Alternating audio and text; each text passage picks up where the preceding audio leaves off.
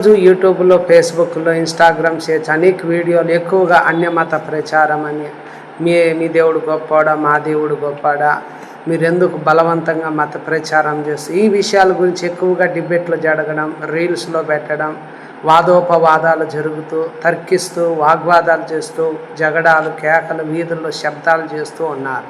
వాళ్ళ గురించి బైబిల్ ఏమంటుందంటే అవివేక తర్కములను, వంశావళులను, కలహములను, ధర్మశాస్త్రమును గూర్చిన వివాదములను, నిష్ప్రయోజనమును వ్యర్థమునై ఉన్నది కనుక వాటికి దూరంగా ఉండుము.